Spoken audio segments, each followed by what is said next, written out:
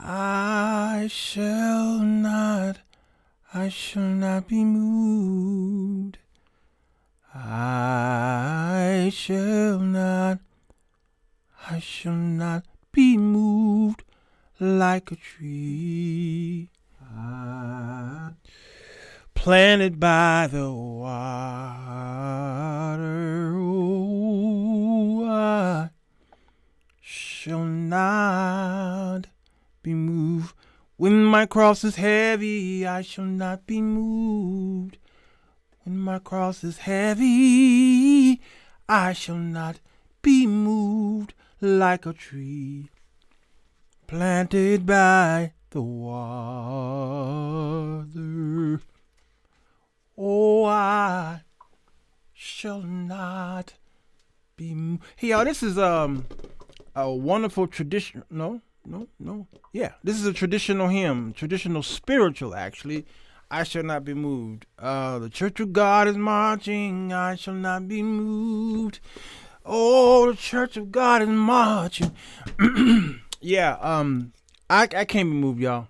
I can't. I just can't be moved. Why? Because I am that tree planted by the waters. Because there are some of you out there who are up under some leadership that makes me nervous. Not so much for the leadership, but for you. I'm nervous for you.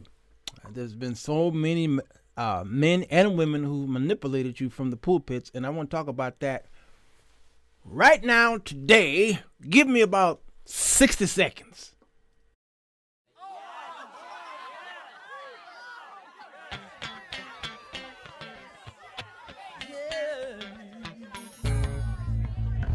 Bass. It's the show that will get you thinking, and where the topics are hot. Feel free to comment whether we agree or not, 'cause he's got something to say. Sir Walter Jones. Sir Walter Jones. He's got something to say. Sir Walter Jones. Sir Walter Jones Show.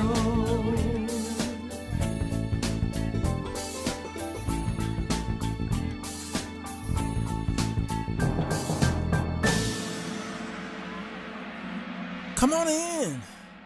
The water's fine.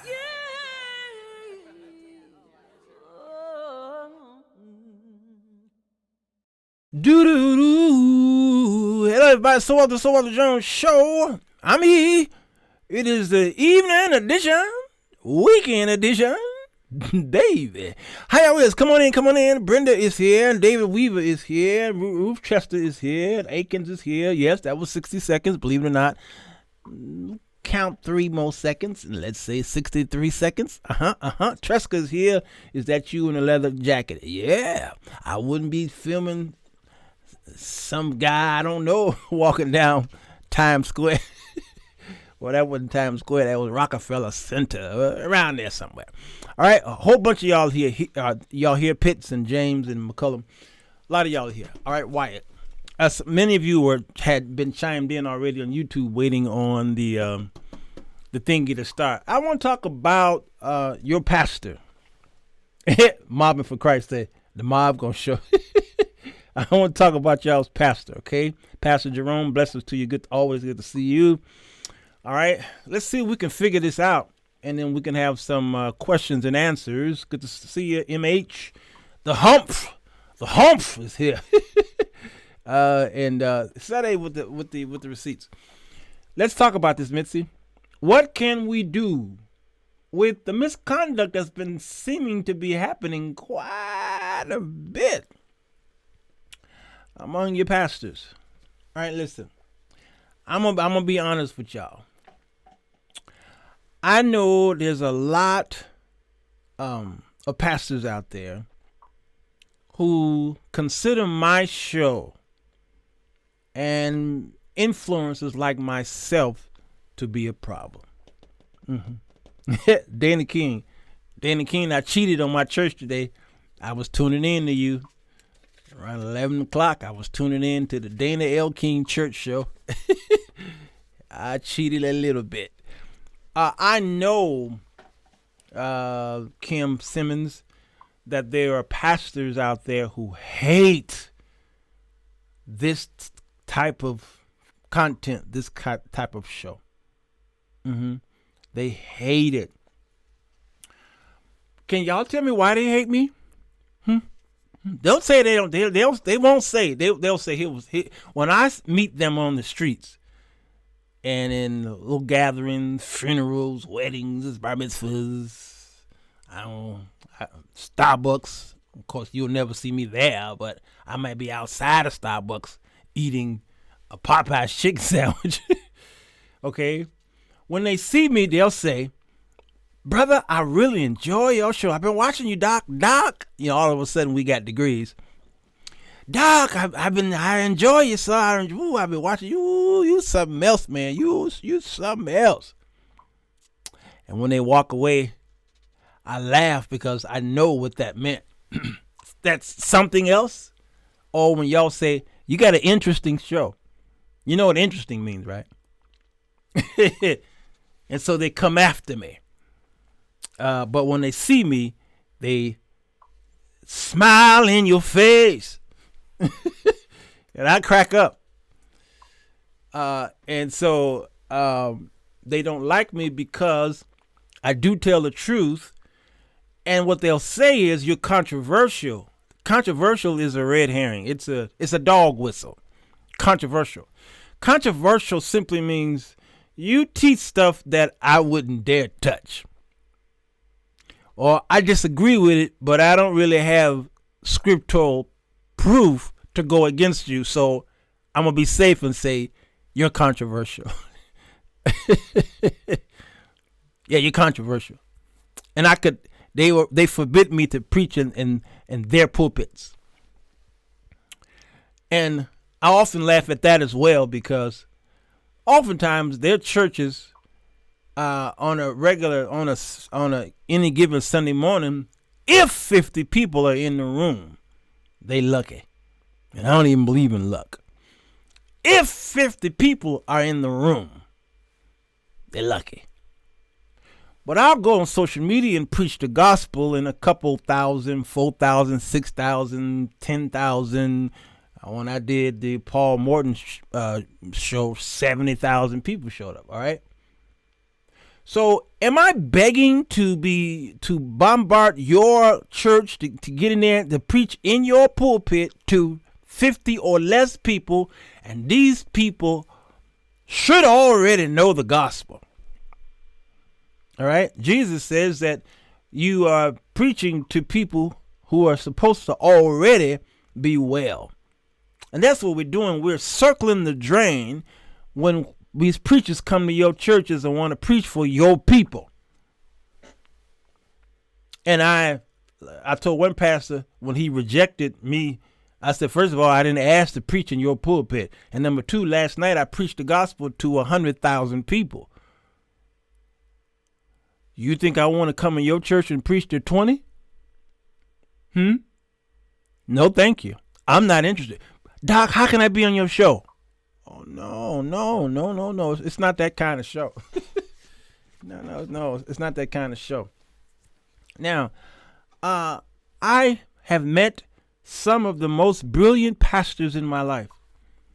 So for those of you pastors who think that I'm always coming on talking negative about the church and the pastors, guess what? I go to church every Sunday. And guess who God has placed over that church? Take a wild guess. If I am against pastors, how desperate am I to drive all the way to a little town called Evanston, Illinois, which takes me about 40 minutes on a Sunday and an hour and sometime a half during the week to sit up under somebody else? Huh? How crazy for me to say it, I'm against pastors. Absolutely not against pastors.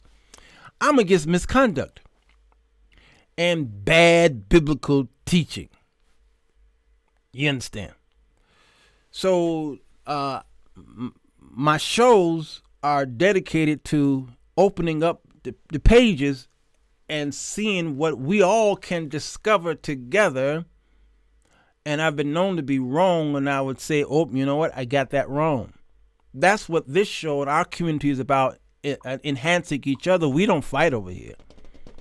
We don't believe in that. Sharon Ruff, blessed to you, Pastor. Good to see I got some great pastors over here. I got some good pastors over here. Oh, well thank you. I wore it because, well, sometimes I like looking nice on Sunday nights. All right. And I wore the pink for the it's ladies' night this weekend, I guess. I don't know. I just felt pinkish. I just felt pinkish. I look good in pink. Don't I, Humphrey? I look good in pink. All right, so let's get into this thing. Misconduct in the workplace will get you fired. Ooh. You know, I know the feeling. Dennis, Keith, I had to put a disclaimer up because my own church got offended. Wow. Donald, blessing to you, sir. Amen. YouTube superintendent. Blessing to you, sir. All right. Miles, so good to see you, girl. So good to see this girl right here. Humphrey said, you do. Miles and I used to fight. Now, I'm gonna use Miles as a whooping boy. I know she a girl. Okay, as a whooping girl. She's a pet today. Tamara and I used to fight. Hardcore fight. If we were in the same room, somebody would leave there bloodied up. And it probably would be me because she had fingernails back then. I don't know if she got fingernails now.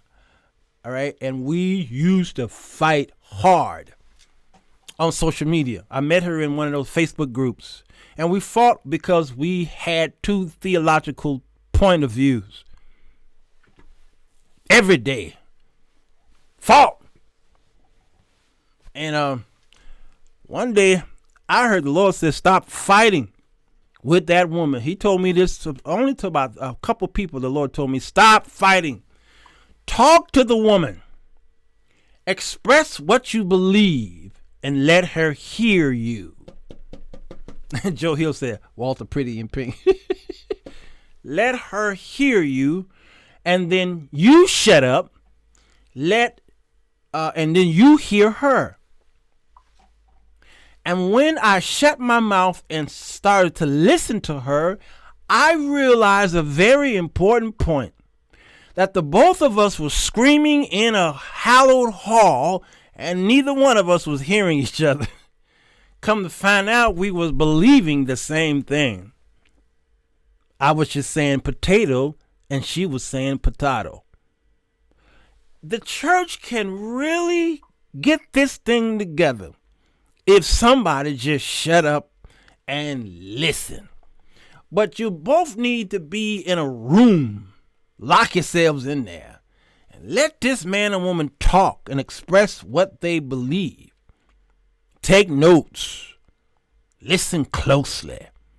You understand? Listen closely. You may disagree with them. Fine, but at least know what they believe. And then once you discover what they believe, this will help you decide whether to continue the fellowship with them. The purpose of 2 ears and 1 mouth. Y'all were on the show yesterday where my Hebrew brother came on Sunday school, our Sunday school show last night. He calls me beloved. We call each other beloved because he's a Hebrew, and this is the way they talk. I like that, actually. I use terms of endearment too with my brothers. I call them my dear brothers. Okay.